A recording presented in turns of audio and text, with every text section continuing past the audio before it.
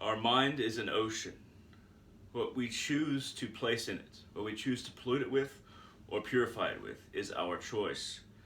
We have been granted this wonderful life to use to the benefit of others and ourselves, or to destroy, to be reckless, and to destroy others and be reckless with our relationships, with our influence upon this world. We must advance upon our path by deciding how we relate to our mind. So, what is the difference between us and our mind? Now, right now, I am speaking from this place of the soul. The soul is what is behind our mind, but the ego is the identity we've taken up in this life. The ego, that identity which we allow to tie us to these bodies, to certain understandings about us having this name, being related to this family, being covetous of our traditions. All of these things are very much related to ego. It allows us to exist as individuals, but the downside is that we also have this identity which we view as being separate from everyone else.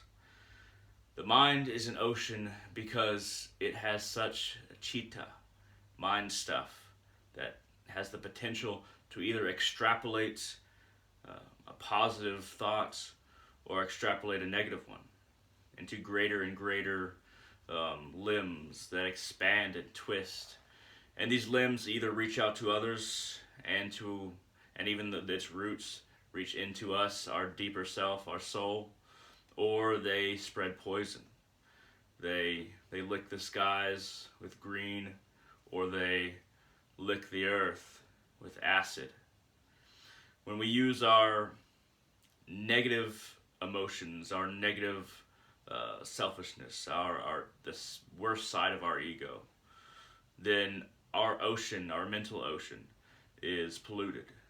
When we decide that we are going to purify our own ocean, our mind, that's when it becomes clear water.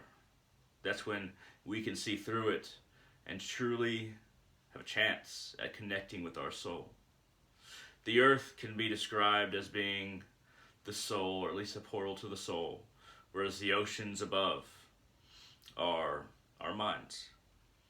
Now, the depths of the oceans, the deepest parts, are our subconscious, individual and united subconscious.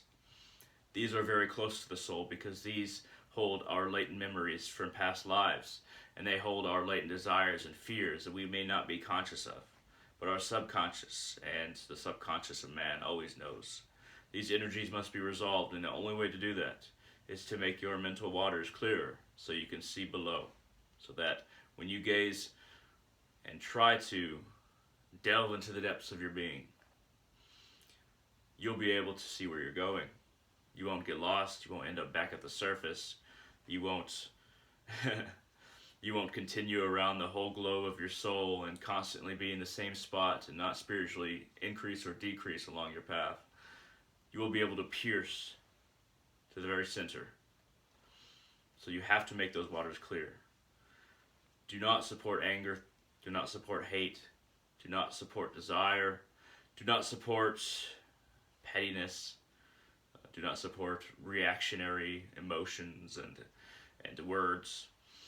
Instead, be content and still within yourself. And then you can spread that contentment and stillness in others, should they so desire. Should they so desire, because if we force it upon them, then that would be a new form of ego and pride, and that would make our waters muddy once more.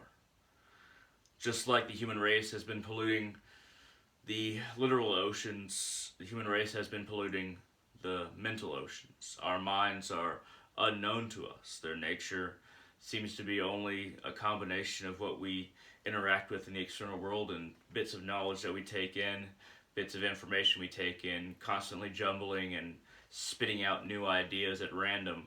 But we can control this process. We can be somebody who is in complete control of himself, who has conquered his inner nature, his desires, his fears, his pains, and a trepidation of the future, a misunderstanding of the past.